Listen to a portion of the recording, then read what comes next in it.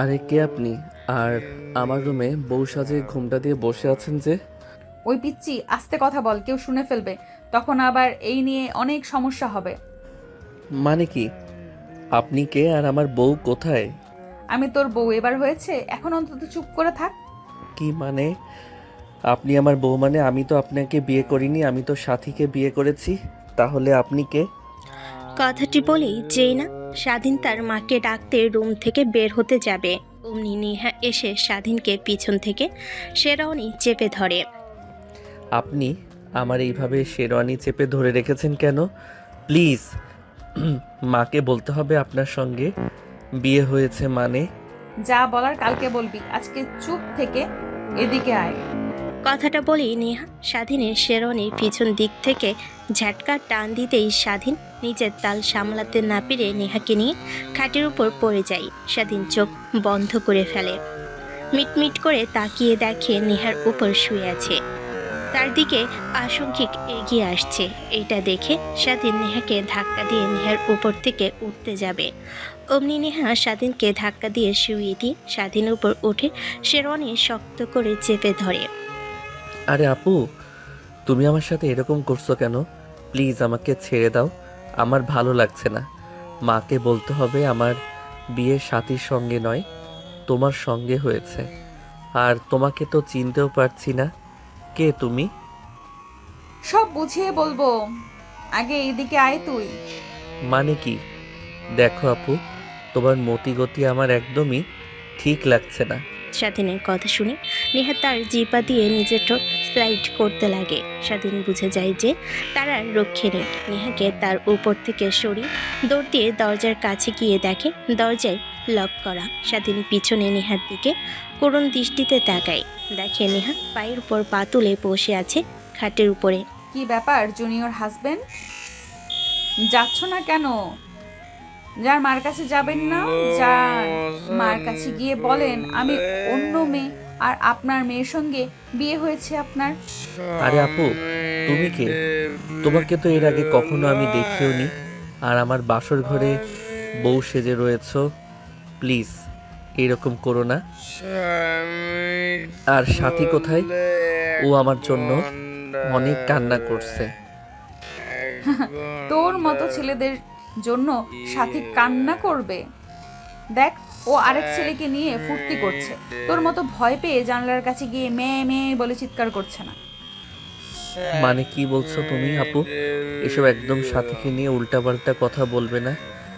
স্বাধীনের প্রশ্নে নেহা আর কোনো জবাব দেয় না। খাটের উপর থেকে দাঁড়িয়ে ধীরে ধীরে স্বাধীনের দিকে এগিয়ে যেতে লাগে আর নিজের ঠোঁট জিপা দিয়ে স্লাইড করতে লাগে। স্বাধীন ক্রমশ পিছনের দিকে যেতে লাগে। নেহা এক পর্যায়ে স্বাধীনের কাছে চলে যেতেই দু হাত দিয়ে স্বাধীনের দুহাত শক্ত করে দেওয়ালের সঙ্গে চেপে ধরে। স্বাধীনের ঠোঁট অনবরত কাঁপছে, আমতা আমতা করে বলে, আরে আপু, আপনি পাগল হয়েছেন নাকি? আমার সঙ্গে প্লিজ এইসব করবেন না। পাগল হতে যাব কেন? তোর সাথে বিয়ে হয়েছে, তুই আমার হাজবেন্ড, তো তোর সাথে করবো না তো অন্য আরেক বেটার সাথে করবো নাকি? কথাটা বলে নেহা স্বাধীনের সঙ্গে ঠোঁট লাগিয়ে দেয়। সেইভাবে প্রায় 5 মিনিট পার হয়ে যায়, স্বাধীনী কোনো রেসপন্স দেখে না। এটা দেখে নেহা স্বাধীনকে ছেড়ে দিয়ে হাঁপাতে হাঁপাতে বলে, শালা, তুই ছেলে নাকি এলিয়েন? বান্ধবীদের কাছ থেকে শুনেছি নাকি ছেলেদের শরীরে টাচ করলে উত্তেজিত হয়ে যায়, আর তোকে কিস করছি, তুই কিছুই করছিস না, মূর্তির মতো দাঁড়িয়ে আছিস।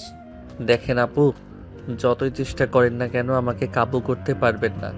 কারণ আমার সব কিছু একমাত্র সাথী, ভাগিদার। আমি তার হক অন্য কাউকে দিতে পারবো না। আর আপনি কে বলছেন না কেন আমাকে? আমার রুমে এসে বউ সাজে রয়েছে, আবার আমার সঙ্গে উল্টাপাল্টা কাজ করছেন। সাথে সাথী তোর সাথী দেখ, অন্য আরেক বেটাকে নিয়ে সুখে রাতে এনজয় করছে, আর তুই সাদার সাথীকে নিয়ে পড়ে আছিস। ছোট থেকে ওর জন্য আমার জীবনটা পুরো ফেল হয়ে গিয়েছে, বড় হয়েও আজ ওর জন্য নিজের জীবনের সব থেকে মূল্যবান রাতটাও এইভাবে কাটাতে হচ্ছে। মানে? তোকে আর মানে মানে করতে হবে না, এখন আমি যা বলবো তুই শুধু রেসপন্স কর। আর একটা কথা মনে রাখ, তোর সঙ্গে আমার বিয়ে হয়েছে, এটাই সত্য। কথাটা বলে নেহা স্বাধীনের কাছে গিয়ে আবার শক্ত করে জড়িয়ে ধরে স্বাধীন তার কাছ থেকে নেহাকে সরানোর চেষ্টা করে, কিন্তু নেহা শক্ত করে জড়িয়ে ধরে থাকাই না। এক পর্যায়ে স্বাধীন মাতাল হয়ে যায়, নেহার সঙ্গে রেসপন্স করতে লাগে। তখন নেহাকে কোলে করে খাটের উপর ফেলে দেয়। অবাক হয়ে যায় স্বাধীনের এমন ভয়ঙ্কর চাহনি দেখে। নিজ মনে মনে মনে বলতে লাগে, একটা ঘুমন্ত সিংহকে জাগিয়ে দিলাম না তো। কথাটা ভেবে মুচকে একটা হাসি দেয় স্বাধীন। তার শেরওয়ানি খুলে নেহার উপর ঝাঁপিয়ে পড়ে। এক এক করে নেহার শরীর থেকে শাড়ি খুলতে লাগে। নেহার কেন জানি অনেক ভালো লাগে। স্বাধীনের মুখ তার পেটের সঙ্গে শক্ত করে চেপে ধরে রাখে। স্বাধীন আরও মাতাল হয়ে যায়, নেহার সঙ্গে রেসপন্স করতে লাগে। নিমিষেই দুজন হারিয়ে যায় ভালোবাসার এক অতল গভীরে। পরের দিন সকালবেলা স্বাধীন ঘুম থেকে উঠে নিজেকে আবিষ্কার করে নেহার বুকে। মিটমিট করে তাকিয়ে উঠতে বসতেই মনে পড়ে যায় রাতের কথা। স্বাধীন সেইখানে আর না দাঁড়িয়ে থেকে দৌড় লাগাই ওয়াশরুমের দিকে। ঝর্ণা ছেড়ে গোসল করতে লাগে। অনেকটা সময় পার হয়ে যায়, কিন্তু কিভাবে ওয়াশরুম থেকে বের হবে কিছুই সঙ্গে নিয়ে আসে নাই। তখন ওয়াশরুমের দরজাটা হালকা একটু খুলে মাথা বের করে তাকিয়ে দেখে নেহা শাড়ি পরছে ঠিক করে। কি ব্যাপার, কি হয়েছে? এভাবে বাহিরে মুখ দিয়ে রেখেছো কেন? কিছু কি লাগবে? না মানে ওয়াশরুমে এসেছি, সঙ্গে কিছুই নিয়ে আসিনি। ওই ওয়ার্ডরোবের মধ্যে সব কিছু রাখা আছে, প্লিজ এনে দেবেন। ওয়েট, আমি দিচ্ছি। কথাটা বলে নেহা ওয়ার্ড্রপ থেকে স্বাধীনের জন্য প্যান্ট, টি শার্ট, গামছা নিয়ে আসতে লাগে। তখনই মুচকি একটা হাসি দিয়ে ওয়ার্ড্রপের কাছে গিয়ে ছোট্ট একটা প্যান্ট বের করে স্বাধীনের দিকে ইশারা করে বলে, এটাও কি লাগবে? স্বাধীন অনেকটা লজ্জা পায়, মাথা নিচু করে দিয়ে বলে, না লাগবে না, যা দিতে বলেছি তা দিন তো। তারপর নেহা ওয়াশরুমের দরজার কাছে এসে স্বাধীনকে কাপড় চোপড় দিতে লাগে। ঠিক তখনই স্বাধীন নেহার হাত থেকে কাপড় নিতে গিয়ে পিছলে পড়ে যেতে যাবে। অমনি নেহার হাত ধরে ফেলে। নেহাও তাল সামলাতে না পেরে ওয়াশরুমে স্বাধীনকে নিয়ে পড়ে যায়। এ মা গো, মাজাটা বুঝি গেল আমার। এইভাবে কেউ টান দেয় নাকি পাগল? না সরি আপু, আসলে পিছলে পড়ে গিয়েছি। হয়েছে, আর ঢং করতে হবে না। বললেই হয় যে দুজন একসঙ্গে গোসল করব। নেহার কথা শুনে স্বাধীন চোখ বড় বড় করে ফেলে। নেহা ওয়াশরুমে দরজা লাগিয়ে দেয়।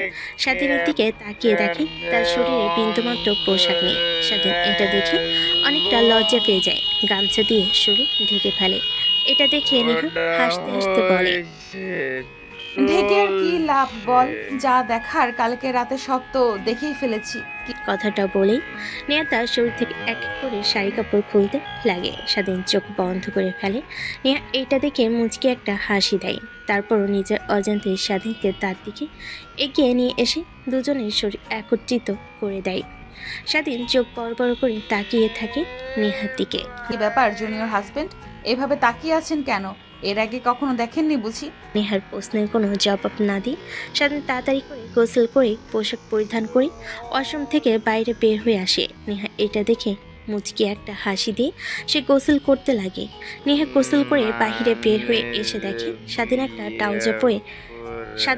ট্রাউজার পরে খালি গায়ে ড্রেসিং টেবিলের সামনে দাঁড়িয়ে চুলগুলো ঠিক করছে। পেছন থেকে বডি ফিটনেসটা দেখে তাকে আকৃষ্ট করছে। ঠিক তখনই নেহা পিছন থেকে ভাবতে লাগে, আল্লাহ জানে আমার বোনটা এরকম একটা হ্যান্ডসাম ড্যাশিং সরল একটা ছেলেকে রেখে কিভাবে আরেকটা ছেলেকে নিয়ে পালিয়ে যেতে পারে। একে তো দেখে আমারই লোভ সামলাতে পারি নাই।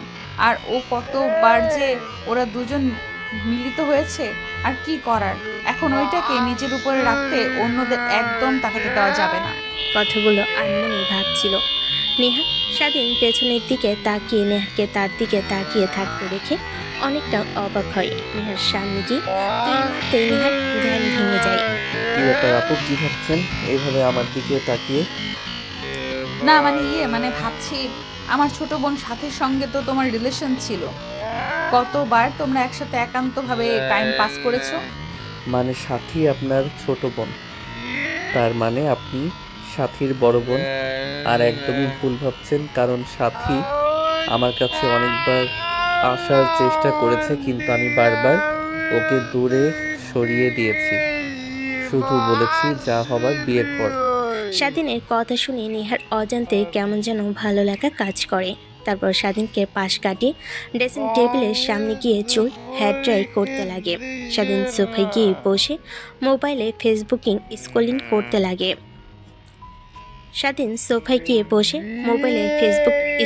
করতে লাগে। ঠিক তখনই দেখে সাথে আরেকটা ছেলের ম্যারিড স্ট্যাটাস শিপ। অনেকটা অবাক হয়ে যায়। তখনই সাথীর প্রোফাইলে গিয়ে দেখে তার সঙ্গে আরেকটা ছেলের পিক কভার ফটো দেওয়া। তখনই স্বাধীন সাথীকে ফোন করতে লাগে, কিন্তু বারবার ফোন বন্ধ দেখায়। আচ্ছা আপু, আপনাকে কিছু প্রশ্ন করার আছে আমার। হ্যাঁ করো, বাট আপু বলে দেখা যাবে না, বউ বলে রাখতে হবে। তা না হয় ডাকবো, আগে এটা বলেন আপনি সাথীর বড় বোন মানে, আর সাথী কোথায়? হ্যাঁ বলবো, সব খুলে বলবো, কারণ তোমার সব জানার অধিকার আছে। কথাটা বলে নেহা গিয়ে স্বাধীনের পাশে সোফায় বসে পড়ে। তারপর উপরের দিকে তাকিয়ে স্বস্তির একটা নিঃশ্বাস ফেলে বলতে লাগে, তাহলে শোনো। দেখ আপু, তোকে আগে বলেছি, পরে বলছি, তুই যদি না আসিস তাহলে আমি বিয়ে করব না। কতদিন হলো তোকে দেখি না। পাগল বোন আমার, দেখ এইসব কথা বলতে হয় না। আমি তো এখানে আর নিজের ইচ্ছাতে নেই, বুঝছিস না কেন? আর 2টা মাস পর আমার ফাইনাল এক্সাম, তারপরে আমি একেবারে দেশে চলে যাব। না না না, এটা বললে একদমই হবে না। দেখ, তুই ছোট বোন হয়ে আমি বিয়ে করে ফেলছি তোকে রেখে। কেমন দেখায় না? প্লিজ তুই আই। কেমন দেখায় মানে? আমি তো কিছুই করব না, তোরা সুখে শান্তিতে থাক, এই দোয়াটা আমি সারাক্ষণ করি বোন। সেটা বললে আর হবে না, আমি যা বলেছি তাই করতে হবে। আর তুমি ভালো করেই জানো আমি যা একবার বলি তা করেই ছাড়ি। এই নাও, মা তোমার সাথে কথা বলবে। কি রে মা, অনেক ব্যস্ত বুঝি লেখাপড়া নিয়ে? মা বাবার কথা মনেই পড়ে না? হ্যাঁ মা, লেখাপড়ার অনেক চাপ, তাই তোমাদের ফোন দিতে পারছি না, সামনে পরীক্ষা তো। তাই বলে তুই সপ্তাহে একদিনও ফোন করবি না? তুই একদম চেঞ্জ হয়ে গিয়েছিস বিদেশে গিয়ে। শুরুতে তো যাইতেই চাচ্ছিলিস না, তোর বাবা জোর করে পাঠালো। আর এখন দেশে আসতে চাচ্ছিস না? ওইখানে আবার বিদেশে কোনো ছেলেকে বিয়ে টিয়ে করে ফেলিসনি তো আবার? দেখো মা, তুমিও না কি আজে বাজে কথা বলো। আমি কেন বিদেশের ছেলেদেরকে বিয়ে করে ফেলবো? দেশে কি ছেলেদের অভাব নাকি? বলা তো আর যায় না। আচ্ছা, এই নে তোর বাবা কথা বলবে। কি অবস্থা মা, কেমন আছিস? তুই আমাদের ভুলে গিয়েছিস? তোমাদের কখনো ভোলা যায় নাকি? আবার কি সব বলো। আসলে পড়ালেখার অনেক প্রেশার, সামনে ফাইনাল এক্সাম, তার কারণেই আর কি তোমাদের সঙ্গে কথা বলা হয়ে ওঠে না। আই এম সরি বাবা। সরি বললে আর হবে না, তোকে আসতেই হবে মা। সাথী অনেক রাগ করে আছে, ফোন রেখে রুমে গিয়ে দরজা লাগিয়ে দিয়েছে। তুই তো জানিস ও এক কথার মানুষ, তুই না আসলেও বিয়ে করবে না, একদম, এটা আমি ভালো করেই জানি। আচ্ছা বাবা, আমি আসবো, এখন ফোন রাখি। কথাটা বলে নেহা ফোন কেটে দেয়। নেহার বাবা অবাক হয়ে যায়। মেয়ে বিদেশে যাওয়ার পর কেমন যেন পুরো চেঞ্জ হয়ে গিয়েছে।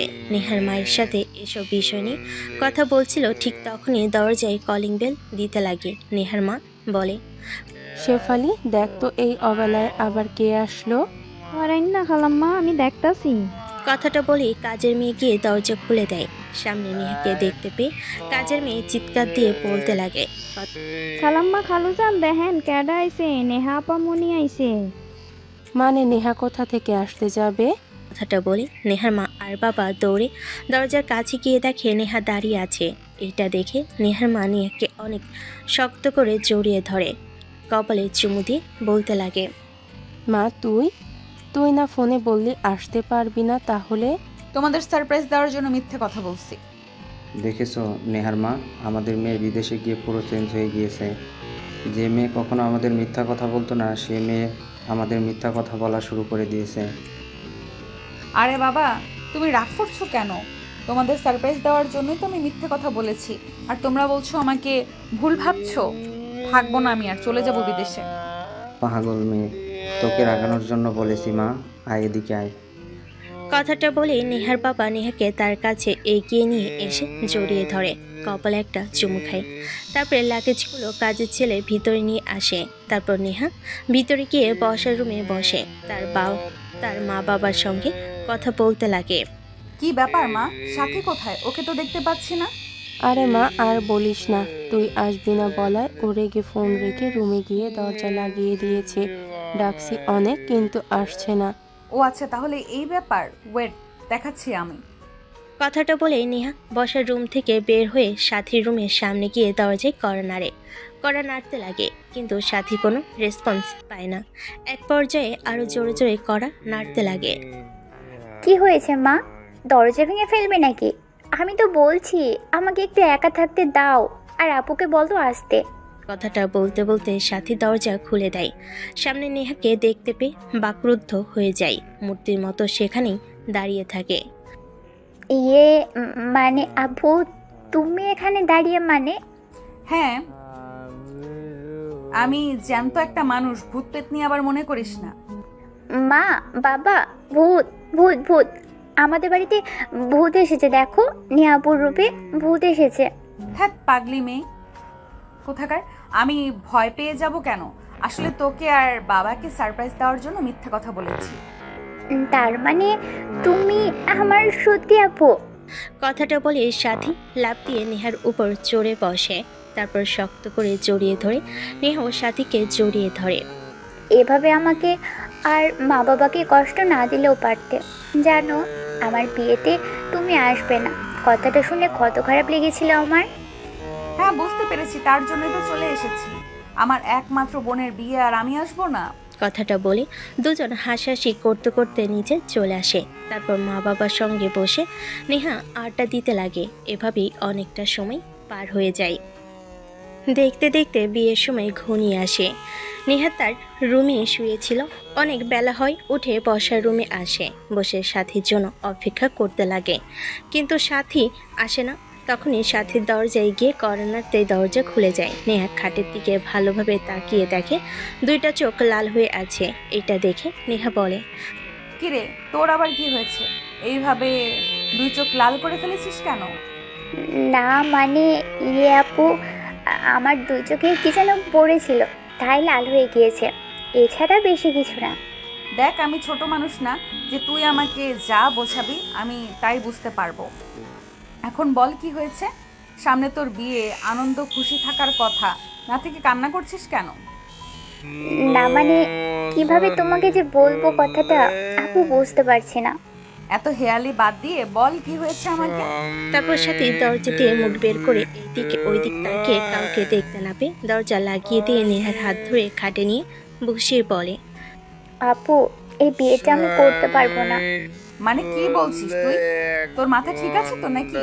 তোর এই বিয়েতে সম্পূর্ণ মত ছিল, বাবা বলেছে তোর বিয়ের কারণে সবাইকে দাওয়াত দেওয়া শেষ, কালকে বিয়ে, আর আজকে তুই এইসব কথা বলছিস আমাকে? দেখ, পাগলামি করিস না বোন, তোর কারণে বাবার মান সম্মান নষ্ট হোক এটা আমি কিন্তু চাই না। দেখো, আমি হয়তো বা স্বাধীনের সঙ্গে বিয়ে হলে সুখী থাকবো, কিন্তু বিশ্বাস করো আমি একদমই জ্যান্ত লাশ হয়ে যাব। আমি স্বাধীনকে আগে থেকে চিনি, একসঙ্গে লেখাপড়া করেছি, এর কারণেই ওর পিক দেখার সঙ্গে সঙ্গে আমি রাজি হয়ে যাই। অনেক ভালো ছেলে, অনেক ব্রিলিয়ান্ট স্টুডেন্ট, কলেজে সবসময় টপ করতো। হ্যাঁ, বুঝতে পারলাম, বাট কি হয়েছে হঠাৎ করে? তুই বিয়ে করবি না? আপু, আমি একজনকে ভালোবাসি, আর ও আমাকে বলেছিল যে ও আমাকে ভালোবাসে না, আমার দেহকে ভালোবাসে। তার কারণে রেগে আমি বিয়ে করতে রাজি হয়ে যাই, কিন্তু ওর কর্মকাণ্ড দেখে তা আমার একদমই মনে হয় না। দেখি ঘুরঘুর করে, এখনও আমার আশেপাশে। কাল বলেই ফেললো যে আসলে আমাকে ভালোবাসে সে, এই বিয়েটা করতে না করলো। তাই আমি আর স্বাধীনকে বিয়ে করতে পারবো না। আপু, তুমি কিছু একটা করো প্লিজ। এখন আমি কি বলবো বল? বাবা কেমন তা তো তুই ভালো করেই জানিস। এখন যদি বলতে চাস তোকে জ্যান্ত পুঁতে রাখবে। দেখো আপু, আমি যদি ওকে না পাই তাহলে আমি মরে যাব। কথাটা বলে নেহাকে জড়িয়ে ধরে কান্না করতে লাগে সাথী। নেহা নিজেও বুঝতে পারেনি কিভাবে সাথীকে সান্ত্বনা দেবে। এভাবে অনেকটা সময় পার হয়ে যায়। নেহার মা এসে দরজায় কড়া নাড়ে। সাথী নিজেকে সামলে নিয়ে দরজা খুলে দিতে নেহার মা তাদেরকে খাবার খেতে বলে। তারপর সাথী আর নেহা দুজনেই নিচে চলে যায় খাবার খাওয়ার জন্য। এভাবে রাতটা পার হয়ে যায়। পরের দিন সকালবেলা চারিদিকে ধুমধাম, এক এক করে প্রত্যেককে আত্মীয় চলে এসেছে, সাথে দরজা খোলার কোনো নামগন্ধ নেই। দুপুরের দিকে যখন বিউটি পার্লার থেকে লোক আসে সাথীকে সাজানোর জন্য, তখন দেখা যায় শতবার করা নাড়ানোর পরও দরজা খোলে না। নেহার অনেক চিন্তা হতে লাগে। তখনই তার বাবাকে বলি দরজা ভেঙে ভিতরে ঢুকে দেখে কেউ নেই। ওয়াশরুমে খুঁজেও কাউকে পায় না। তখন নেহার বাবা মুচকে একটা হাসি দিয়ে বলতে লাগে সবাইকে উদ্দেশ্য করে, শুধু শুধু চিন্তা করছিলাম, আমার তো মনে নেই সাথী তো অন্য আরেকটা পার্লারে গিয়েছে সাজার জন্য, ওর পছন্দের পার্লার, আমার মনে ছিল না। আচ্ছা মা, তোমরা যেহেতু এসেছো খাবার খেয়ে আর টাকা নিয়ে যেও। নেহার বাবার কথা শুনে সবাই শান্তির নিঃশ্বাস ফেলে যে যার কাজে চলে যায়। সবাই চলে যেতে নেহার বাবা সোফায় ঠাস করে বসে পড়ে। নেহা দরজা লাগিয়ে দেয়। তার বাবার পাশে এসে বসতে নেহার বাবা বলে, মারি সাথী কোথায় গিয়েছে তোরা জানিস? আর বিয়ের দিন, এখন একটু পর বরযাত্রী চলে আসবে, আর ও কোথায় পালালো? তারপর নেহা তার বাবাকে সাথীর বলা সব কথাগুলো বলতে লাগে। নেহার বাবা কথাগুলো শুনে মাথায় হাত দিয়ে বসে থাকে। ঠিক নেহার নজর যায় টেবিলের উপরে রাখা একটা কাগজের দিকে। নেহা উঠে চিঠিটা হাতে নিয়ে দেখে সাথীর লেখা একটা চিঠি। আপু, তুমি হয়তোবা যখন এই চিঠিটা পড়বে তখন আমি হয়তোবা অন্য কোনো একটা শহরে বিয়ে করে নিয়ে ফেলেছি। আমি জানি বাসার সবাই, মা বাবা, তুমি অনেক রাগ করে আছো আমার উপর, কিন্তু এছাড়া আমার আর কোনো উপায় ছিল না। বাবা মাকে বললেও বাবা রাজি হতো না, তাই চলে এসেছি সবাইকে না বলে। আর একটা কথা, স্বাধীন ছেলেটা অনেক ভালো, কোনো মেয়ের সঙ্গে কখনো ওকে ওঠা বসা করাও দেখিনি। সরল সোজা একটা ছেলে, এর কারণেই আমি রাজি হয়েছিলাম। আরও আমি বলি কি, তুমি বিয়ে করে ফেলো স্বাধীনকে, তাহলে তুমি অনেক সুখী হবে। দেখো, আমার কথা মিলিয়ে নিও তুমি। ইতি, তোমার ছোট বোন সাথী। চিঠিটা পড়ে নেহা পিছন দিক ফিরে তার বাবাকে দেখে চিন্তিত হয়ে বসে আছে। তখনই নেহা তার বাবার পাশে বসে বলতে লাগে, বাবা চিন্তা করো না, সাথী গিয়েছে তো কি হয়েছে, আমি তো আছি, আমাকে না হয় বিয়ে দাও সাথীর জায়গায় বসিয়ে। কি বলছিস মা এসব? তুই বিয়ে করবি মানে? আর ওরা তো সাথীকে পছন্দ করেছিল, আর ছেলেটা সাথীর সমবয়সী ছিল, অর্থাৎ তোর থেকে অনেক জুনিয়র, প্রায় 3 বছরের। দেখো এই যে চিঠি, সাথী আর একটা ছেলের সাথে পালিয়ে বিয়ে করে ফেলেছে। এখন তুমি কোথা থেকে বের করবে সাথীকে এই অল্প সময়ের মধ্যে? এর থেকে ভালো কি তুমি আমাকে বউ সাজিয়ে ছেলেটার পাশে বসিয়ে দাও, তুমি চিনতে পারবে না, তোমার মান সম্মানও বেঁচে যাবে, সবার সামনে পরে না হয় তাদেরকে বুঝিয়ে বললেই বুঝতে পারবে। দেখো নেহা কথাটা কিন্তু আসলে সঠিক বলেছে। নেহার বাবা নেহার কথাটাও বুঝতে পারেন। নেহার মাথায় হাত বুলিয়ে দিয়ে কাছে এগিয়ে নিয়ে এসে কপালে চুমু দিয়ে দেয়। তারপর হাসি মুখে বাইরে বের হয়। নেহা সাথীর লেহেঙ্গা পরে পৌঁছেছে রেডি হতে লাগে। এক পর্যায়ে বরযাত্রী চলে আসে। স্বাধীনের পাশে বসিয়ে বিয়ে দিতে লাগে। কাজী সাহেব সাথীর জায়গায় নেহার নাম বলে নেহার বাবা হাসতে হাসতে বলে, আমি সাথীর নাম ওর বোনের সঙ্গে মিলিয়ে রেখেছি। ওর বোনের নাম নেহা, এর কারণে ওর নাম নেহাত তার সাথী রেখেছি। সবাই হাসি মুখে পুরো বিয়ের আয়োজনটা শেষ হয়। নেহার বাবা নেহাকে উঠিয়ে দিয়ে চিন্তিত হয়ে বসার রুমে বসে থাকে। দেখতে দেখতে যে যার বাসায় চলে যায়। বিয়ে বাড়িতে এখন শুনশান নীরবতা বিরাজ করছে। এখন বর্তমান। এখন বুঝতে পারছো তো কিভাবে কি হয়েছে, নাকি আরো বুঝিয়ে বলতে হবে তোমাকে? হ্যাঁ, বুঝতে পেরেছি, আর বলতে হবে না। কিন্তু আঙ্কেল এই কাজটা না করলেও পারতো। আমাকে কিংবা বাবাকে সত্যি কথা বললে আমরাই বিয়ে ভেঙে দিতাম, তার মান সম্মানের কিছুই হতো না। কিন্তু এইভাবে আমার একটা সিনিয়র মেয়েকে বিয়ে করা একদমই উচিত হয়নি। আর একটা কথা কি, আমি সাথীকে অনেক পছন্দ করতাম, কিন্তু কখনো বলা হয়ে ওঠেনি ওকে। কি সাথীকে পছন্দ করতে মানে? আমি আর সাথী যেহেতু একই কলেজে লেখাপড়া করতাম, সে তো অনেক দেখা হতো, সবার আড়ালে ওকে দেখতাম, কিন্তু কখনো ওর সামনে গিয়ে প্রপোজ করার সাহসটুকু আমার হয়ে ওঠেনি। তাই লেখাপড়া শেষ করে বাবাকে বলি সে বিয়ের প্রস্তাব নিয়ে যায় আপনাদের বাড়িতে। পছন্দ করার মধ্যেই সীমাবদ্ধ থাকো, আর এক পা আগালে তাহলে পা কেটে রাখবো বলে দিলাম। বাড়িতে বউ আছে কিন্তু, কথাটা ভুলে যেও না। কিসের গুহা? আপনি আমার চেনা নাই জানা নাই একজনের বদলে আরেকজনকে বউ সাজিয়ে বসিয়ে বিয়ে দিয়ে দিয়েছে, এখন আবার বউ বলা হচ্ছে। আমি এই বিয়েটা একদমই মানি না। আর বাবা মা যদি জানতে পারে তখন কি হবে বুঝতে পারছেন তো? কি আর হবে, যা হবার তাই হবে। এখন এইসব নিয়ে চিন্তা করে লাভ নেই। কিন্তু আমি আপনাকে একদমই আমার স্ত্রী হিসেবে মানতে পারবো না। আমি বলি কি, এই সম্পর্কটা না হয় এখানে সীমাবদ্ধতা। মানে? মানে হলো ডিভোর্স দিয়ে দেব আপনাকে। আমার থেকে সিনিয়র একটা মেয়েকে কখনোই বউ হিসেবে মানতে পারবো না। স্বাধীনের কথা শুনে নেহার কেন জানি অনেক রাগ হতে লাগে। নিজের রাগকে কন্ট্রোল করতে না পেরে স্বাধীনকে ধাক্কা দিয়ে সোফার উপর ফেলে দেয়। তারপর নেহা দাঁড়িয়ে কোমরের সঙ্গে শাড়ি গুজে স্বাধীনের উপর হালকা ঝুঁকে বলতে লাগে, কি বললি তুই? ডিভোর্স দিবি মানে আমাকে?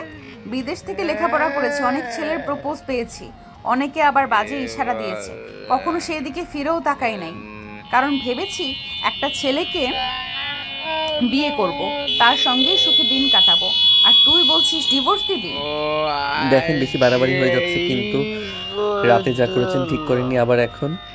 তুই ছেলে মানুষ না অন্য কিছু রে? রাতের জন্য কান্না করব আমি, কারণ একটা মেয়ে, আর সেইখানে রাতের বিষয় নিয়ে মাথা ঘামাচ্ছিস তুই? নেহার কথা শেষ হওয়ার সঙ্গে সঙ্গে দরজা কড়া নাড়ার শব্দ পায়। নেহা তড়িঘড়ি করে স্বাধীনের উপর থেকে উঠে দাঁড়িয়ে নিজেকে সামনে নিয়ে দরজার কাছে গিয়ে দরজা খুলে দেখে স্বাধীন এবং দাঁড়িয়ে আছে। নেহাকে দেখে মুচকি একটা হাসি দিয়ে বলে, গুড মর্নিং ভাবি, বাসর রাত কেমন কাটলো? থাক, আর বলো না, তোমার যে ভীতু ভাই আমাকে তো মানতেই চাচ্ছে না। হ্যাঁ আপু, আমার ভাইয়া এরকমই। আমার বান্ধবীরা কত ভাইয়ার নাম্বার নিয়ে ট্রাই করেছে, কিন্তু কাউকে পাত্তা দিত না ভাইয়া। একটা ভিতর ডিব্বা, দেখো না চুলগুলো কিভাবে স্টাইল করে, একদম ভ্যাবলা কান্তর মতো। এখন তুমি এসেছো, তোমার মনের মতো করে নিও, আর নিচে চলো, সবাই অপেক্ষা করছে তোমাদের জন্য খাবার টেবিলে। ঠিক তখনই স্বাধীন নেহাকে সরিয়ে দিয়ে সামিয়ার সামনে দাঁড়িয়ে বলে, তোর ভাবি মানে? আরে তোর ভাবি হয় কি করে? এই মেয়ে তো অন্য আরেকজন। আমার যার সঙ্গে বিয়ে হবার কথা ছিল সে নয়। এত অবাক হবার কি আছে, আমরা তো সব জানি। কথাটা বলে মুচকি একটা হাসি দিয়ে সেখান থেকে সামিয়া চলে যায়। স্বাধীন কিছুই বুঝতে পারে না। তারপর স্বাধীন নেহার পিছু পিছু নিচে নামতে লাগে খাবারের জন্য। নিচ থেকে স্বাধীনের মা বাবা নেহা আর স্বাধীনকে একসঙ্গে আসতে দেখে অনেকটা ভালো লাগে তাদের। নেহার বাবার কথা শুনে অনেক কষ্ট পেয়েছিলাম, কিন্তু নেহা মামুনি দেখি সাথের থেকেও অনেক সুন্দর এবং স্বাধীনকে আর নেহাকে মানিয়েছে বেশ, তাই না? হ্যাঁ তুমি ঠিক বলেছো, দেখো দুজনকে কেমন মানিয়েছে। আসো মা, আসো, তোমাদের জন্য অপেক্ষা করছিলাম, এইখানে বসো। স্বাধীন তার মায়ের কথা শুনে অনেকটা অবাক হয়, কারণ কখনো ভাবতে পারেনি তার এভাবে মেনে নেবে নেহাকে। অবাক দৃষ্টিতে স্বাধীন তার মায়ের দিকে তাকিয়ে বলে, মা, তোমরা তো স্বাভাবিক কি করে? তার মানে তোমরা আগে থেকে সব কিছু জানতে? না রে বাবা, কিছুই জানতাম না। তোর শ্বশুর বাড়ি থেকে আসার সময় তোর শ্বশুর আর শাশুড়ি আমাকে আর তোর বাবাকে ডেকে নিয়ে গিয়ে সব কথা বলে। আমরা বুঝতে পারি, আমরাও চাইনি আমাদের মান সম্মান নষ্ট হোক, তাই মেনে নিয়েছি। এখন দেখ, যা হবার তা তো হয়েছে। তুই নেহা মামুনিকে নিয়ে সুখী শান্তিতে থাক, এই দোয়াটাই করি। আর নেহা মামুনি কিন্তু সাথী মামুনির থেকেও অনেক সুন্দর দেখতে, আর তোমাদের দুজনকে অনেক ভালো মানিয়েছে বাবা। স্বাধীনের মায়ের কথা শুনে অনেক রাগ হতে লাগে। খাবারের প্লেটে হাত ধুয়ে উঠে যায় নেহা, হাত চেপে ধরে। স্বাধীন হ্যাঁচকা টান দিয়ে নেহার হাত সরিয়ে ফেলে।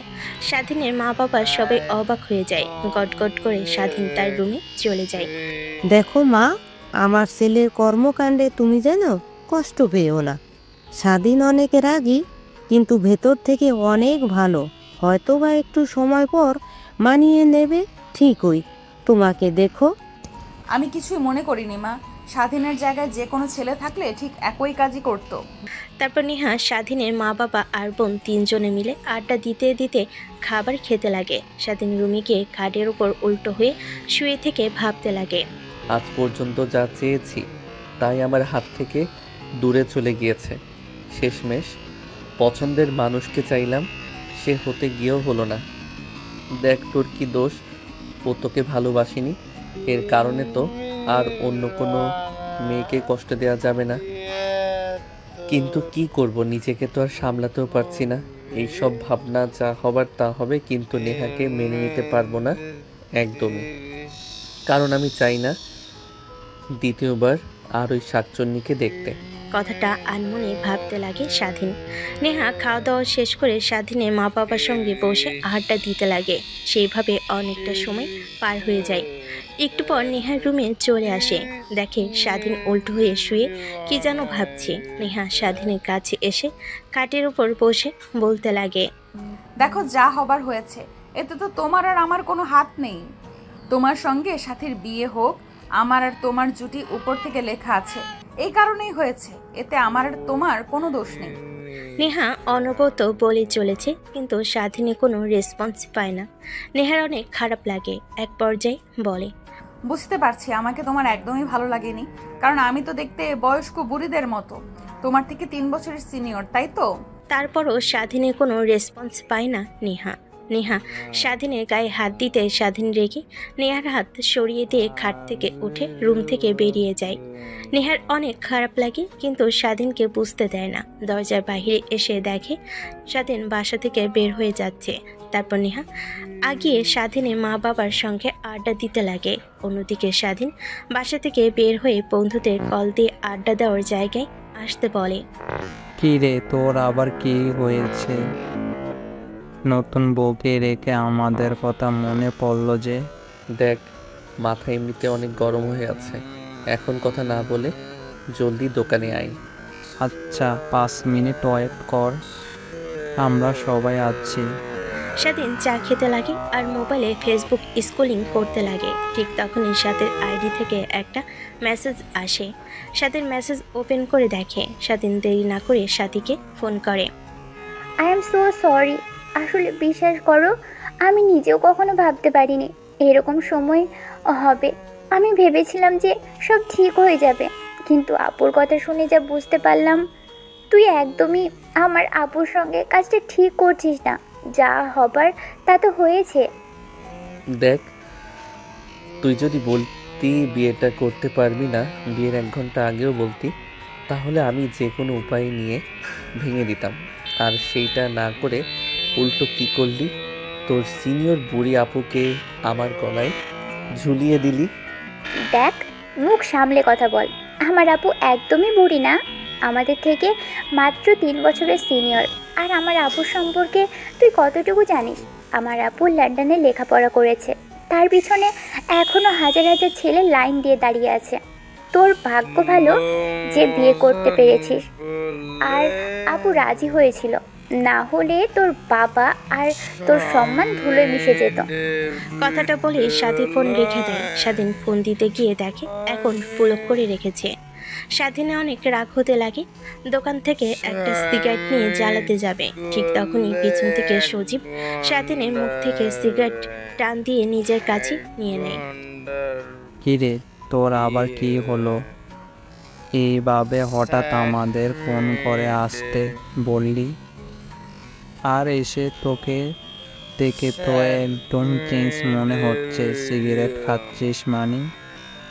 তোকে তো কখনো সিগারেট ধরতেও দেখিনি। দেখ, মাথা অনেক খারাপ আছে, আর কিভাবে সিগারেট খেতে হয় আমার কেউ একটু শিখিয়ে দে। আর তোরা কি যেন উল্টাপাল্টা খাস, ওইসব আমি খাবো আজ। কি রে ভাই, তোর মাথা ঠিক আছে নাকি? নাকি সাথীকে সব কথা বলে দিয়েছিস যে তুই ওকে কলেজ লাইফ থেকে ভালোবাসিস, তাই তোকে একটু প্যারা দিচ্ছে? আরে ভাই, আমার বিয়ে সাথীর সঙ্গে হয়নি। স্বাধীনের কথা শুনে সবাই স্বাধীনের দিকে ড্যাপ ড্যাপ করে তাকিয়ে থাকে। মানে কি বলছিস তুই? সাথীর সঙ্গে তোর বিয়ে হয়নি মানে কার সাথে হয়েছে? ওর বড় আপুর সাথে। তারপর স্বাধীন সজীব সবিকে শুরু থেকে শেষ পর্যন্ত বলে। দেখ ভাই, যা হবার তা হয়ে গিয়েছে। আমরা বলি কি, তুই সব কিছু মেনে নেহা আপুকে নিজের করে নে। তোর কাছ থেকে জ্ঞান শুনতে চাইনি, আমি শুনেছি যে সিগারেট আর তোরা যে নেশা খাস ওইগুলো খেলে নাকি সব টেনশন থেকে মুক্তি পাওয়া যায়, তাই ওইসব খাবো। চলো। দেখ, পাগলামানি করিস না। সজীবের কথা না শুনেই ওর হাত থেকে সিগারেট নিয়ে জ্বালাতে শুরু করে আর কাশতে লাগে। এক পর্যায়ে স্বাধীন বমি করে মাটিতে লুটিয়ে পড়ে। সজীব সবাই ধরে ফেলে, পানি খাইয়ে স্বাধীনকে শান্ত করে দেখতে দেখতে এইভাবে দিনটা পার হয়ে যায়। নেহার অনেক চিন্তা হতে লাগে। স্বাধীন এখনও বাসায় আসেনি, নাম্বারটাও নেই, তাই সামিয়ার রুমে যায়। ভাবি, তুমি আমার রুমে? কেন আসতে পারি না নাকি? তা কোথায় বললাম, তুমি আসবে না তো কে আসবে, তার কি মনে করে? তোমার ভাইয়া এখনো বাসায় আসেনি, অনেক রাত হয়ে গেল, চিন্তা হচ্ছে সকালে আমাকে রাগ দেখিয়ে সেই যে বাসা থেকে বের হলো আর আসেনি। সমস্যা নেই ভাবি, ঠিক চলে আসবে, চিন্তা করো না। ভাইয়া এমনিতেই বাসার বাইরে তেমন একটা থাকে না। তারপরও কেমন জানি চিন্তা হচ্ছে আমার। তুমি এক কাজ করো, তোমার ভাইয়ার নাম্বারটা আমাকে দাও। তোমার ভাইয়ের নাম্বারটা আমার কাছে নেই তো। তারপর নেহা সামিয়ার কাছ থেকে নাম্বারটা নেই। তারপরে সামিয়ার রুম থেকে বের হয়ে এসে তার রুমে গিয়ে বেলকনিতে কল দিতে রিং হতে লাগে, বাট রিসিভ করে না। অনবরত কল দিয়ে চলেছে। এক পর্যায়ে একটা মেয়ে ফোন রিসিভ করে। আমি যেই হই না কেন আগে এটা বলুন, এই মোবাইল স্বাধীনের তো, আপনার কাছে কি করছে? কে আপনি? এত বারবার ফোন করে বিরক্ত করছেন। ও স্বাধীন যান তো আমার সঙ্গে এনজয় করে ক্লান্ত হয়ে শুয়ে পড়েছে। আপনি এক কাজ করেন, কয়েক ঘন্টা পরে ফোন করেন। তারপর মেয়েটা ফোন কেটে দেয়। নেহা অবাক হয়ে যায়, অনেক রাগ হতে লাগে। রেগে ফোনটাও ফ্লোরে ছুঁড়ে মারে। এইটা ভালো ছেলে নিজের বউকে রেখে অন্য মেয়েদের সঙ্গে রাত কাটায়, আর সবাই কি বলে স্বাধীন অনেক ভালো ছেলে, ওর ডিভোর্স দিতে হবে না, উল্টো আমি ওকে ডিভোর্স দিয়ে দিব। কথাটা আনমনে ভাবতে লাগে নেহা। এভাবে অনেকটা সময় পার হয়ে যায়। রাত যখন 2টা বাজে, দরজার কলিং বেল দিতে লাগে। নেহা রুম থেকে বের হয়ে দরজা খুলে দেখে স্বাধীন নিজের তাল সামলাতে না পেরে এদিক ওইদিক অনবরত তুলতে লাগে। ঠিক তখনই নেহার দিকে এগিয়ে আসতেই নেহা স্বাধীনকে জড়িয়ে ধরে। স্বাধীনকে এক হাত দিয়ে অন্য হাত দিয়ে দরজা লাগিয়ে দিয়ে স্বাধীনকে নিয়ে রুমে শুয়ে দেয়। আরে সালা, তোদের বলেছিলাম তোরা যে নেশা করিস ওইটা দে, উল্টো তোরা কি দিলি আমাকে? শুধু মাথা ঘোরায়। আর এই মেয়েটাকে সরে যেতে বল, ওকে দেখতে ইচ্ছে করছে না আমার। স্বাধীনের কথা বলার ধরন দেখে বুঝতে পারি স্বাধীন ড্রিঙ্কস করেছে আর এইসব মাতাল অবস্থায় বলছে। নেহার কেন জানি অনেক কষ্ট হতে লাগে স্বাধীনের এই করুণ দৃশ্য দেখে। খাটে আর না শুয়ে সোফায় ঘুমানোর চেষ্টা করে, কিন্তু ঘুম আসে না। বেলকনিতে গিয়ে দাঁড়িয়ে বাহিরে তাকিয়ে থাকে। রাতে পুরো শহরটা নিস্তব্ধ হয়ে আছে। মাঝে মাঝে দমকে একটা বাতাস এসে পুরো শরীরকে শিহরিত করে দিচ্ছে। আমার কারণে একটা ভালো ছেলে খারাপ পথে যাবে তা আমি কখনো নিজের চোখে দেখতে পারবো না। আমি বুঝতে পেরেছি আমাকে মানতে না পেরে সে ড্রিঙ্কস করেছে। আমার উচিত হবে স্বাধীনের জীবন থেকে সরে যাব। কথাগুলো ভাবতে ভাবতেই কিভাবে যে রাত পেরিয়ে যায়।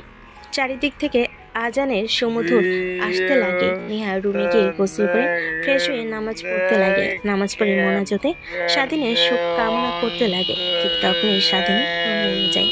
নেহা মোনাজাত ধরে কান্না করছে আর কি যেন বিড়বিড় করে বলছে। নেহার নামাজ পড়ে শেষ হলে উঠে পিছনের দিকে তাকিয়ে দেখে স্বাধীন উঠে গেছে। নেহা জায়নামাজ উঠিয়ে বলে, ও তুমি উঠে গেছো? আচ্ছা যাও, ওয়াশরুম থেকে ফ্রেশ হয়ে এসো। ড্রিঙ্কস করেছো, পুরো শরীর দিয়ে গন্ধ বের হচ্ছে। নেহার কথা শুনে স্বাধীন তার সাথে মুখ গুজে মুখে দেখে দুর্গন্ধ। নিজের নাক ছিটকে ওঠে। তারপর দৌড়ে ওয়াশরুমে চলে যায় গোসল করতে। কিন্তু জামা কাপড় কিছুই নিয়ে আসেনি, তাই মাথা বের করে নেহার কাছে জামা কাপড় চাইতে নেহা দেয়। সেদিন জামা কাপড় পরিধান করে বাহিরে বের হয়ে আসে। নেহা নিচে কিচেন রুমে গিয়ে কফি বানিয়ে স্বাধীনকে দিতে লাগে। আমি জানি তুমি আমাকে মেনে নিতে পারবে না কখনোই। আমি তোমার থেকে অনেক সিনিয়র। প্রত্যেকটা ছেলের স্বপ্ন থাকে তাদের থেকে জুনিয়র কিংবা সমবয়সী মেয়েকে বিয়ে করার। তোমার বেলায় তা একদমই ভিন্ন। তা আমি চাই না তোমার কারণে একটা ছেলের জীবন নষ্ট হোক। তুমি যা চাচ্ছ ডিভোর্স, তা তুমি পেয়ে যাবে। আমার একটা বন্ধু উকিল, তার সঙ্গে কথা বলেছি। আমাদের না হলেও 6 মাস একসঙ্গে থাকতে হবে, তারপর ডিভোর্স সম্ভব, এর আগে নয়। এই 6টা মাস অন্তত আমাকে সহ্য করে নাও, তারপর না হয় তোমার কাছ থেকে দূরে চলে যাব। নেহার কথাই স্বাধীন কিছুই বলে না। স্বাধীনের নেহার কথা যেন তার বুকে এসে তীরের মতো বিঁধতে লাগে। সহ্য করতে না পেরে ব্যালকনিতে গিয়ে কফি খেতে লাগে আর বাইরের দিকে তাকিয়ে থাকে। অনেকদিন হয় সে সকালের এই পরিবেশটা উপভোগ করে না। আজ যেন তাকে এক অন্য জগতে নিয়ে আসছে। আর সে তাকিয়ে দেখে নেহা দাঁড়িয়ে কফি খাচ্ছে। কেন জানি নেহার দিকে তাকে অপলক দৃষ্টিতে তাকিয়ে থাকে স্বাধীন। নেহা দেখেও না দেখার ভান করে কফি খেতে লাগে। অন্যদিকে স্বাধীন আনমনে ভাবতে লাগে নেহার দিকে তাকিয়ে। কে বলবে ইনি আমার থেকে সিনিয়র? দেখে তো মনে হচ্ছে যেন সাথী বড়, ইনি ছোট। আচ্ছা, আমি কি পারি না নিজের জীবনসঙ্গী হিসেবে বাকিটা পথ এনার হাত ধরে? কি মায়াবী চেহারা, মায়াবী চাহনি। স্বাধীন, কি ভাবছিস এসব? তুইও তো নিজেও তোকে রিকোয়েস্ট দিতে স্বীকার করেছে। তার মানে নেহাও চায় না তোর সঙ্গে বাকিটা জীবন চলতে? স্বাধীন নেহার দিকে আর না তাকিয়ে বাহিরের দিকে তাকিয়ে কথাগুলো ভাবতে লাগে। দেখতে দেখতে 2টা দিন পার হয়ে যায়। নেহা স্বাধীনের মার সঙ্গে রান্না করছিল। ঠিক তখনই দরজার কলিং বেল দেয়। নেহা দরজা খুলে দেখে তার মা বাবা। নেহা তার মা বাবাকে জড়িয়ে ধরে। মা বাবা কেমন আছো তোমরা? আমাকে ভুলেই গিয়েছো। ছোট মেয়ের রাগ বুঝি আমার উপর দেখাচ্ছ? আরে মা, তা হতে যাবে কেন? আসলে সব ঠিকঠাক করতে দেরি হয়ে গেল, তাই আসতে পারিনি। তাহলে না করলে ফোন বা মেসেজ, না কোনো খবর নেই, 2 দিন পর এসেছো। আরে মা, রাগ করিস না। তোর বাবা এমনিতেই অনেক রেগে আছে তোর বোনের ওপর, বুঝতেই তো পারছিস। আর তোর শ্বশুর শাশুড়ির সামনে কোন মুখ নিয়ে দাঁড়াবো? ছোট মেয়েকে বিয়ে দেওয়ার কথা বলে অন্য আরেক মেয়েকে বিয়ে দিয়েছি। কি যে বলো না মা, জানো আমার শ্বশুর শাশুড়ি অনেক ভালো, আমাকে মেনে নিয়েছে। তারা আমাকে তোমাদের মতো অনেক ভালোবাসে। তারপর নেহা তার মা বাবাকে নিয়ে বসার রুমে কথা বলতে লাগে। ঠিক তখনই স্বাধীন নিচে নামে। নেহার বাবা মা পিছন থেকে ডাকতে লাগে। স্বাধীন দেখে না দেখার ভান করে বাহিরে চলে যায়। মা, স্বাধীন অনেক রেগে আছে, তাই না? তোকে মেনে নেয়নি। কি যে বলো না মা, তুমি হয়তো বা কোনো কাজ, তার কারণেই দড়িখড়ি করে চলে গিয়েছে, কিছু মনে করো না। কথাটা বলেই নেহা রান্নাঘরে চলে যায়। তারপর রান্না করতে লাগে। প্রায় 2 ঘন্টা পর খাবার টেবিলে সাজিয়ে রুমে গিয়ে দেখে স্বাধীন খাটের উপর শুয়ে মোবাইলে কি যেন করছে। তখনই নেহা ওয়াশরুমে গিয়ে গোসল করে স্বাধীনের সামনে বসে বলতে লাগে, কিছু কথা বলার আছে। দেখো, আমি চাইলে তোমার মা বাবার সঙ্গে অনেক খারাপ ব্যবহার করতে পারতাম, কিন্তু করিনি। মানিয়ে নেওয়ার চেষ্টা করেছি। তো তুমিও আমার মা বাবার সাথে খারাপ ব্যবহার করবে না। তারা যেন বুঝতে না পারে যে আমরা 6 মাস পর একে অপরের থেকে দূরে চলে যাব। নেহার কথা শুনে স্বাধীন বাধা দিয়ে হাত ইশারা করে, তারপর নিচে চলে যায়। স্বাধীন অবাক হয়ে যায়, ভাবতে লাগে, এনার আবার কি হলো? মাথা কি পুরোটাই গেছে নাকি? কী সব বলছে? যাই বলুক না কেন, ঠিকই তো বলছে। তাহলে ভালো ব্যবহার করতে হবে তাদের সামনে। কথাটা ভেবেই স্বাধীনের রাতের কথা মনে পড়ে যায়। তড়িঘড়ি করে স্বাধীন ওয়াশরুমে চলে যায়। গোসল করে বাইরে চলে আসে। পোশাক পরিবর্তন করে রুমের মধ্যে আর ভালো না লাগে নিচে এসে দেখে সবাই বসে আড্ডা দিচ্ছে। স্বাধীন সোফায় বসতেই নেহার বাবা বলতে লাগে, বাবা, জানি অনেক কষ্ট পেয়েছো, কারণ আমার মেয়ের সাথীর সঙ্গে বিয়ে হবার কথা ছিল। তোমার সেটা না হয়ে নেহার সঙ্গে বিয়ে দিয়েছি। কি আর বলবো, সাথীকে তোমার ছবি দেখিয়েছিলাম, তোমরা একে অপরের সঙ্গে কথা বলেছিলে, রাজিও হয়েছিলে, কিন্তু কিভাবে কি হলো নিজেও জানি না। প্লিজ আমাকে ক্ষমা করে দিও। আরে আঙ্কেল, ক্ষমা চাচ্ছেন কেন? এখানে তো আপনার কোনো দোষ দেখতে পাচ্ছি না আমি। তারপরও স্বাধীন ও নেহার বাবা মার সঙ্গে কথা বলতে লাগে। হাসি মুখ নিয়ে নেহার অনেক ভালো লাগে। দেখতে দেখতে দিনটা পার হয়ে যায়। বিকেলের দিকে স্বাধীন রুমে বসে মোবাইলে ফেসবুক স্ক্রলিং করছিল। তখন নেহা রুমে এসে বলে, জামা কাপড় কোনগুলো লাগবে বলেন, আমি সব গুছিয়ে দিচ্ছি।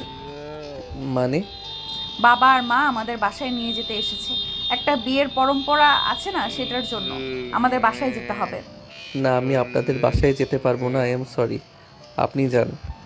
দেখ, তুই কিন্তু আমার মাথায় রাগ উঠিয়ে দিচ্ছিস। আমি চাইলে তোর মা বাবার সঙ্গে খারাপ ব্যবহার করতে পারতাম, কিন্তু তা না করে সবার সঙ্গে ভালো ব্যবহার করছি। বিনিময়ে তুইও আমার বাবা মার সঙ্গে ভালো ব্যবহার করবি। এখন যা বলছি তাই কর, রেডি হয়ে নে। নেহার ভয়ঙ্কর রূপ দেখে স্বাধীন অনেকটা অবাক হয়ে যায়। তারপর ওয়ার্ড্রোব থেকে জামা কাপড় বের করে হাতে রেখে দিতেই নেহা এসে গুছিয়ে ব্যাগে পুরে নেয়। গেল হতে নেহা তার বাবা মার সঙ্গে স্বাধীনের বাসায় চলে যায়। দরজার কলিং বেল দিতেই কাজের মেয়ে এসে দরজা খুলে বলতে লাগে, আপামনি আর ম্যাডাম আপনারা আইছেন? আমি তো আরও আপনাকে ফোন করতে নিছিলাম। ছোট ম্যাডাম একটা পোলারে নিয়ে আইছে, আপনাদের খোঁজ খবর নিচ্ছে। কিন্তু আপনারা তো নেহা আপুর বাসায় গিয়েছেন, এইটা বলেছি। ওনারা তাদের রুমে বসে আছে। মানে সাথী এসেছে? হ্যাঁ। নেহার বাবার রাগ মাথায় উঠে যায়। রেখে সাথী রুমের সামনে এসে দরজা কড়া নাড়তে সাথীর দরজা খুলে দেয়। ঠাস ঠাস করে থাপ্পড় লাগিয়ে দেয়। পিছু পিছু স্বাধীন নেহার মা আসে। তোর কত বড় সাহস, আমাদের না জানিয়ে আরেকটা ছেলেকে বিয়ে করেছিস, আবার সেই ছেলেকে নিয়ে আমার বাসায় এসেছিস। তোর জন্য আমার সবার সামনে মান সম্মান ডুবতে বসেছিল। যদি ভাগ্যিস নেহা বিয়েটা না করতো। বাবা, আমার ভুল হয়েছে, তার কারণে তোমাদের কাছে ক্ষমা চাইতে এসেছি। আমাকে ক্ষমা করে দিও। কিন্তু তোমরা নেই, তাই ভাবলাম একটু ওয়েট করি, যদি তোমরা আসো। কথাটা বলে সাথী তার জামাইকে নিয়ে হাত ধরে তার বাবাকে পাশ কাটিয়ে বের হতে যাবে। তখনই নেহা সাথীর হাত চেপে ধরে। কোথায় যাচ্ছিস তুই?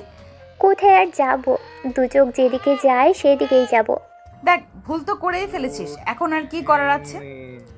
যা বাবার কাছে ক্ষমা চেয়ে পা ধরে। আর তোকে এই বাড়ি থেকে যেতে হবে না। আর আমি খোঁজ নিয়েছি, জিসান ছেলেটা অনেক ভালো।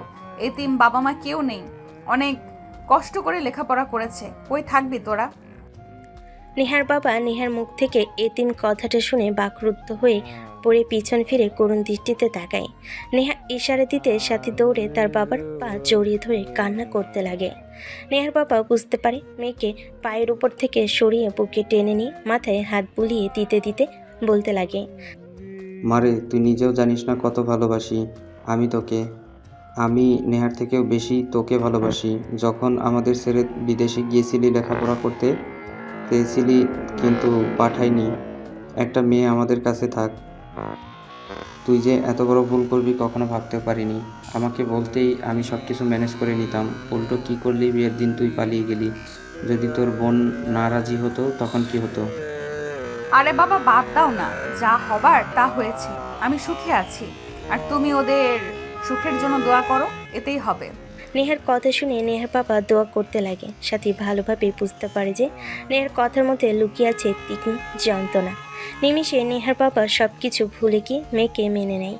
স্বাধীনের এটা দেখে অনেক খারাপ লাগে। সেখানে আর না দাঁড়িয়ে থেকে চলে যায় সাদের এক কোণায় দাঁড়িয়ে সিগারেট খেতে লাগে। প্রথমবার টানতেই কাশতে লাগে, দ্বিতীয়বার সহ্য করে নেয়। দেখতে দেখতে এক প্যাকেট সিগারেট শেষ করে ফেলে। ঠিক তখনই সাদে কারোর আসার শব্দ পাই স্বাধীন। তাড়াতাড়ি করে সিগারেট ফেলে দেয়। পাশে তাকিয়ে দেখে সাথী। সিগারেট খাওয়া শিখে গেছো? যাকে ভালোবাসতাম তাকে যদি না পাই আপন করে, তাহলে তো একটু একটু খারাপ নেশা আসক্ত হয়ে পড়ে। মানে ভালোবাসো মানে কাকে? সেটা না জানলে চলবে? তা হাজবেন্ডকে রেখে ছাদে এসেছো একা, আমি একা ছাদে, আবার মাইন্ড করবে না তো? না, কিছুই মনে করবে না, অনেক ভালো। অনেক ভালো তো আমাকে বিয়ে করতে রাজি হয়েছিল কেন? অযথা আমাকে স্বপ্ন দেখিয়েছিলে। তার জন্য I am really sorry, please আমাকে ক্ষমা করে দিও। আর আপুর যতই বোঝার জন্য চেষ্টা করুক না কেন, সুখে আছে। বাট আমি বুঝতে পেরেছি তোমার আর আপুর মধ্যে দূরত্ব অনেক। দেখো, যা হবার তা তো হয়ে গেছে। আমি চাই আমার আপুকে নিয়ে তুমি সুখে শান্তিতে থাকো। সাথীর কথা শুনে স্বাধীন বাঁকা হাসি দিয়ে ছাদ থেকে নামতে যাবে। দরজার কাছে আসলে দেখে জিসান দাঁড়িয়ে আছে। স্বাধীনকে উদ্দেশ্য করে হাত বাড়িয়ে বলে, দেখুন, আই এম রিয়েলি সরি। আমাকে সাথী সব কথা বলেছে, আমি অনেক লজ্জিত। প্লিজ আমাকে ক্ষমা করে দিবেন। আর নেহা আপুর সঙ্গে কথা বলে বুঝতে পারলাম তিনি অনেক ভালো একটা মানুষ। জিসানের কথা শেষ না করে স্বাধীন পাশ দিয়ে নিচে নেমে আসে। তারপর নেহার রুমে গিয়ে দেখে নেহা টেবিলের উপর বসে কি যেন করছে। স্বাধীন সেই দিকে একবার তাকিয়ে বেলকুনিতে চলে যায়। প্যাকেট থেকে সিগারেটের আরেকটা প্যাকেট বের করে খেতে লাগে। নেহা কাজ করছিল, হঠাৎ সিগারেটের গন্ধ পেয়ে বেলকুনিতে গিয়ে দেখে স্বাধীন সিগারেট খাচ্ছে। নেহা দেখে কি বলবে বুঝতে পারে না। এত বড় একটা ছেলে হয়ে গিয়েছো আর জানো না যে সিগারেট খাওয়া স্বাস্থ্যের জন্য ক্ষতিকর? হ্যাঁ জানি তো, কি করব, এটাই আমার নিত্যদিনের সঙ্গী, এছাড়া আর কে আছে? অবশ্যই এর আগে কখনো ট্রাই করিনি, এই 2 দিন হলো খাচ্ছি। ও আচ্ছা, তার মানে তুমি আমাকে রাগ দেখিয়ে আমার রাগ কাটানোর জন্য সিগারেট খাচ্ছ। আচ্ছা, আমি কি দেখতে এতটাই খারাপ? আমাকে কি মেনে নেওয়া যায় না? যাই না কেন, অবশ্যই যাই, বাট আপনি অনেক ভালো ডিজার্ভ করেন আমাকে, না? কথাটা বলে স্বাধীন বেলকনি থেকে এসে সোফায় শুয়ে ঘুমানোর চেষ্টা করে। একটু পর নেহা রুমে এসে স্বাধীনকে সোফায় দেখে বলে, কিছু মনে না করেন, একটা কথা বলতাম। সোফায় ঘুমাতে আপনার কষ্ট হবে। আপনার বাসার মতো আমাদের সোফা বড় নয়, তাই বলছি কি খাটে ঘুমান, মাঝখান দিয়ে কোলবালিশ রেখে দিব, সমস্যা হবে না। না, আমার কোনো সমস্যা হবে না। তারপর নেহা জোর করে স্বাধীনকে সোফা থেকে উঠে খাটে শুয়ে দিয়ে ডিম লাইট অফ করে দেয়। মাঝে মাঝে নেহার কি যে হয়, এক ভয়ঙ্কর অগ্নিদৃষ্টি ধারণ করে। তারপর দুজনেই ঘুমিয়ে পড়ে। পরের দিন সকালবেলা ঘুম থেকে উঠে স্বাধীন দেখে মাঝখানে কোল বালিশ নেই। নেহা তাকে জড়িয়ে ধরে ঘুমিয়ে আছে। নেহার দিকে তাকাতে দেখে মুখের সামনে কিছু চুল সরিয়ে দিয়ে অপলক দৃষ্টিতে তাকিয়ে থাকে। নেহার ঘুম ভেঙে তাকাতেই মুখের সামনে স্বাধীনকে তার দিকে ড্যাব ড্যাব করে তাকিয়ে থাকতে দেখে উঠে চোখ দিয়ে ইশারা দিয়ে বলে, এই যে মিস্টার, কি দেখা হচ্ছে এভাবে ড্যাব ড্যাব করে তাকিয়ে? না মানে মানে কিছু না। কথাটা বলেই স্বাধীন লজ্জা পেয়ে দৌড়ে ওয়াশরুমে চলে যায়। নেহা অবাক হয়, যেখানে লজ্জা পাবার কথা নেহার, সেখানে স্বাধীন পাচ্ছে। এইটুকু একটা বাচ্চা ছেলে হয়ে কি জেদ আমার সংসার করবে না? ঠিক নাকে দড়ি দিয়ে ঘোরাবো একদিন, এই বলে দিলাম। কথাটা বলে মুচকি একটা হাসি দিয়ে নিজের শাড়ি ভালোভাবে পরিধান করে নিচে চলে আসে। তারপর নেহা তার মার সঙ্গে রান্নাবান্না করতে লাগে। নেহা তার মায়ের সঙ্গে রান্না করতে করতে অনেকটা সময় পার হয়ে যায়। রান্না শেষ হলে খাবার টেবিলে সব গুছিয়ে রেখে রুমে চলে যায়। রুমে গিয়ে দেখে স্বাধীন বসে মোবাইলে গেমস খেলছে। নেহা সেই দিকে একবার তাকিয়ে ওয়াশরুমে চলে যায়। গোসল করে ড্রেসিং টেবিলের সামনে বসে চুলগুলো হেয়ার ড্রাই করতে লাগে। গেম খেলতে খেলতে হঠাৎ নেহার দিকে নজর যেতেই শাড়ির ফাঁক দিয়ে কোমরে স্বাধীনের চোখ আটকে যায়। সেই দিকে অপলক দৃষ্টিতে তাকিয়ে থাকে। নেহা আয়নাতে স্বাধীনকে তার দিকে তাকিয়ে থাকতে দেখে পিছন ফিরে তাকিয়ে চোখে ইশারা দিতে স্বাধীন চোখ সরিয়ে গেম খেলায় মনোযোগ দেয়। নেহা হাসি দিয়ে শাড়ি ঠিক করে নেয়। নেহার পরিপাটি হওয়া শেষ হলে তারপর উঠে স্বাধীনের সামনে দাঁড়িয়ে বলে, নিচে চলো, সবাই অপেক্ষা করছে খাবার টেবিলে। স্বাধীন গেম খেলা বন্ধ করে নিচে চলে যায়। দেখে সবাই বসে আছে, তাদের দুজনের জন্য অপেক্ষা করছিল। স্বাধীন যেতেই সবাই খেতে লাগে। ঠিক তখনই নজর যায় সাথীর দিকে, দেখে জিসানকে খাইয়ে দিচ্ছে। নেহা দেখে মুচকে একটা হাসি দিয়ে চোখে ইশারা দিতে সাথী চুপ থাকতে বলে। এমন সময় নেহার বাবা বলতে লাগে, যাক, আমার 2 মেয়ে সুখে আছে, এটা দেখে অনেক ভালো লাগছে। দোয়া করি তোরা দুজনেই যেন এমন সুখে শান্তিতে চিরদিন কাটাতে পারিস। এখন চিন্তামুক্ত হলাম। তুমি একদম ঠিক কথা বলেছো। দেখতে দেখতে খাবারের পর্ব শেষ হয়ে যায়। খাওয়া দাওয়া শেষ করে সবাই মিলে আড্ডা দিতে লাগে। স্বাধীন চুপ করে সবার কথা শুনে নেহা তার প্রয়োজনে রুমে যেতে নিয়েছিল। তখনই সিঁড়িতে তার পা মুচকে পড়ে যায়। সবাই দৌড়ে নেহার কাছে যায়। কি হয়েছে তোর? ঠিক আছিস তুই? ঠিক আছি, আসলে হঠাৎ পা পিছলে মুচকে গিয়েছে মনে হয়। কোন দিকে মন দিয়ে যে হাঁটাচলা করিস আল্লাহই জানে। কোন দিকে আর দেবে মা, দোলা ভাইয়ের দিকেই মনোযোগ ছিল, তাই হয়তো পা পিছলে পড়ে মুচকে গিয়েছে। স্বাধীন কথা শুনে সবাই লজ্জা পেয়ে চলে যায়। স্বাধীন ঘটঘট করে উপরে উঠতে লাগে। নেহার কেন জানি অনেক রাগ হতে লাগে। উঠতে গিয়েও পায়ে প্রচণ্ড ব্যথায় আবার পড়ে যায়। আহ বলে ওঠে। স্বাধীন পেছনের দিকে তাকিয়ে কেন জানি নেহার প্রতি অনেক মায়া জন্মে। তারপর নিচে এসে নেহাকে কিভাবে রুমে নিয়ে যাবে বুঝতে পারে না। দোলা ভাই, এভাবে কি দেখছেন? আপু তো হাঁটতে পারবে না, আপনি কোলে করে রুমে নিয়ে যান, আর আমি মলম নিয়ে আসছি। যেই কথা সেই কাম। স্বাধীন নেহাকে কোলে তুলে নিয়ে রুমে নিয়ে যায়। নেহা স্বাধীনের গলা জড়িয়ে ধরে বুকের ঘন ঘন হৃদস্পন্দন শুনতে লাগে। রুমে নিয়ে গিয়ে খাটের উপর শুয়ে স্বাধীন বেলকনিতে দাঁড়িয়ে আশপাশে দেখতে লাগে। সাথী এসে নেহার পায়ে মলম লাগিয়ে দেয়। আপু, তুই যতই ভালো দেখাস না কেন, আমি ভালো করেই জানি তুই একদমই সুখে নেই। দেখ, তোর জীবন আমার কারণে নষ্ট হয়েছে। আমি বলি কি, যদি স্বাধীন তোকে পছন্দই না করে, অবহেলা যদি করে তাহলে ডিভোর্স দিয়ে দে। সাথে কথা শুনে নেহার অনেক রাগ হতে লাগে। নিজের রাগ কমাতে না পেরে ঠাস ঠাস করে থাপ্পড় লাগিয়ে দেয়। সাথে অবাক হয়ে দু হাত দিয়ে দুগাল চেপে ধরে। বেলকনি থেকে সব কথা শুনছিল স্বাধীন। আমাকে কি তোর মতো মনে হয়? মা বাবা যেভাবেই হোক আমাদের দুজনের বিয়ে দিয়ে দিয়েছে। তো ও আমার স্বামী, আমার উচিত তাকে নিজের করে আপন করে সর্বক্ষণ নিজের সঙ্গে রাখা। আর তুই বলছিস ডিভোর্সের কথা? আজ তুই আমার ছোট বোনের জন্য বেঁচে গেলি, না হলে তোকে যে কি করতাম। সরি আপু, তোমাকে যদি মনের কষ্ট দিয়ে কোনো কথা বলে থাকি তার জন্য। বলছি এখন সরি বলতে হবে না, যা রুম থেকে একটু একা থাকতে দে।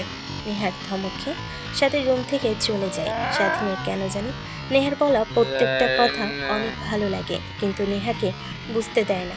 বেলকনি থেকে সিগারেট খাওয়া শেষ হলে রুমে এসে গেমস খেলতে লাগে। নেহার চোখ বন্ধ করে ঘুমানোর চেষ্টা করে, কিন্তু স্বাধীনের ফোনের শব্দে ঘুম আসে না 4 মাস পর। আপু, আমার এই বজ্জাত ভাইয়াকে তুমি কিভাবে বশ করেছো বলো তো? আগে তো অফিসের কথা শুনলেই ভয়ে পালাতো, বাসায় আসতো না 15-20 দিন। কোথায় থাকতো আল্লাহ জানে। আর এখন কি না অফিস ছাড়া কিছুই বোঝে না। দেখো সবাই বসে টিভি দেখছে আর উনি ল্যাপটপ অন করে কাজ করছে। সামিয়ার কথা শুনে স্বাধীনের বাবা মা সবাই হাসতে লাগে। এভাবেই সময় পেরিয়ে যায়। খাবার টেবিলে সবাই খাবার খাচ্ছিল। হঠাৎ নেহা খাবার টেবিল থেকে উঠে দৌড়ে বেঁচে স্বামীকে বমি করতে লাগে। এটা দেখে স্বাধীন অবাক হয়ে যায়। স্বাধীনের মা ধরে নেহার কাছে গিয়ে ধরে মাথায় হাত বুলিয়ে দিতে লাগে আর বলতে লাগে, মা তুমি ঠিক আছো? কি হয়েছে তোমার এভাবে খাবার টেবিল থেকে উঠে এসে বমি করছো যে? জানি না আম্মু কি যে হয়েছে, বেশ কিছুদিন হলো খাবার খেলে বমি বমি অনুভব হয়। আজকে বমি হয়ে গেল। তা কতদিন হলো? আর অনেক টক খেতে ইচ্ছে করে বুঝি? প্রায় 1 মাস হবে। আর হ্যাঁ, আমি টক একদমই পছন্দ করতাম না, আর কেন জানি এখন অনেক খেতে ইচ্ছে করে। কথাটা বলে নেহা অজ্ঞান হয়ে পড়ে যেতে নেবে। তখনই স্বাধীন দৌড়ে গিয়ে ধরে ফেলে, কোলে তুলে রুমে নিয়ে শুয়ে দেয়। স্বাধীনের মা মাথায় হাত বুলিয়ে দিতে লাগে। আর তুমি এভাবে তাকিয়ে কি দেখছো ভেবলাকান্তের মতো?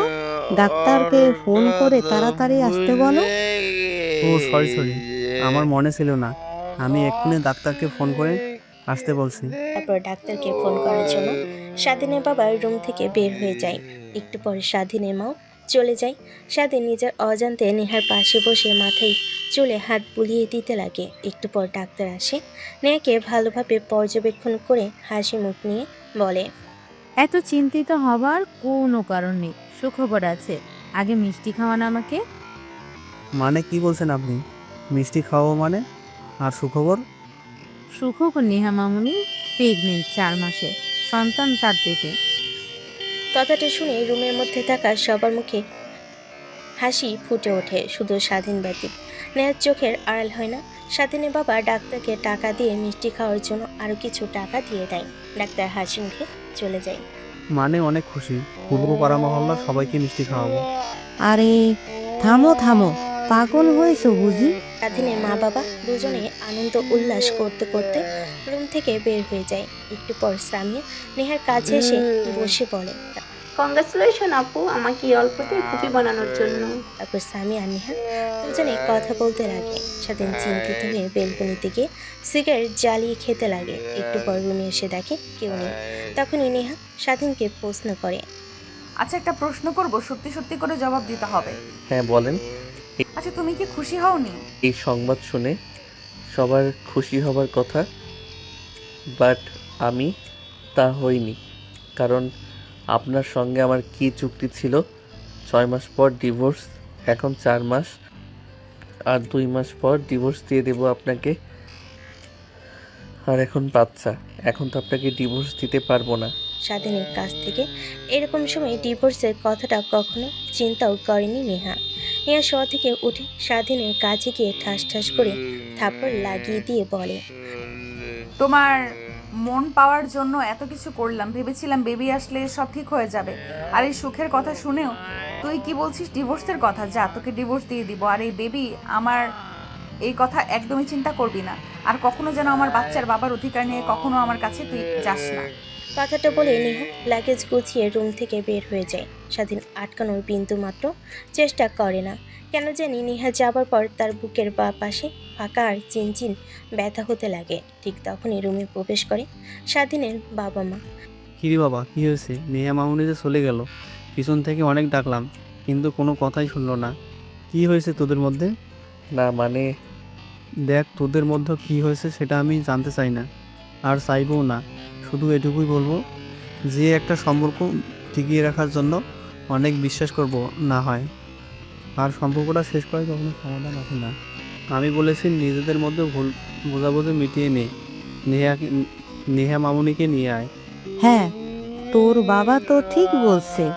যদি তুই নেহা মামুনিকে নিয়ে না আসতে পারিস এই বাড়িতে, তাহলে তোর কোনো ঠাঁই নেই এই বাড়িতে।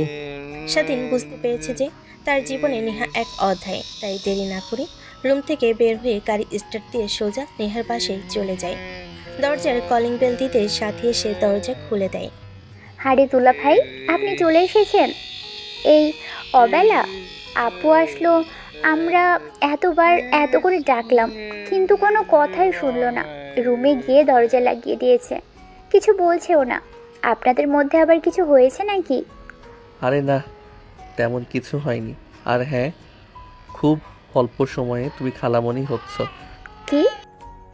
হ্যাঁ, কথাটা বলেই স্বাধীন সাথীকে পাশ কাটিয়ে নেহার রুমের সামনে গিয়ে দরজায় কড়া নাড়তে লাগে। কিন্তু নেহা দরজা খুলে না, অনবরত কড়া নাড়ায়। নেহা রেগে দরজা খুলে দেয়। সামনে স্বাধীনকে দেখে আরও রেগে ঠাস করে দরজা লাগাতে যাবে, অমনি স্বাধীন হাত দিয়ে দরজা আটকে দেয়।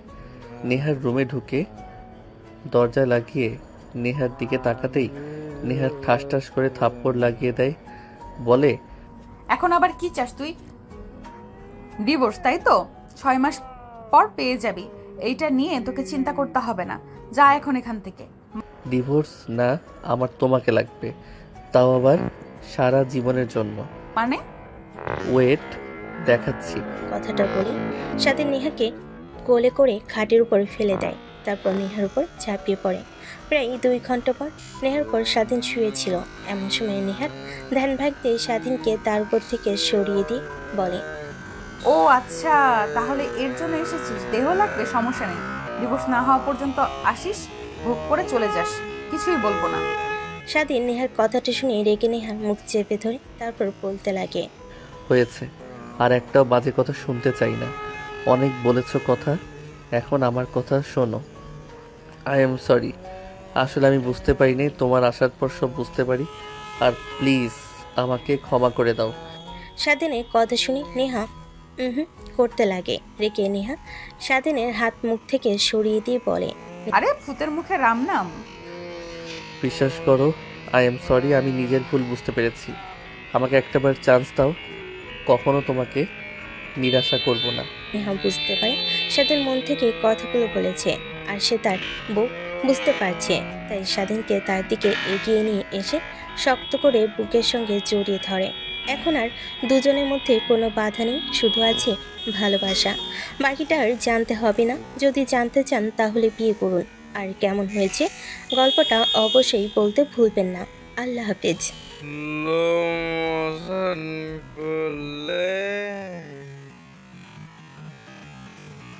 Come, David,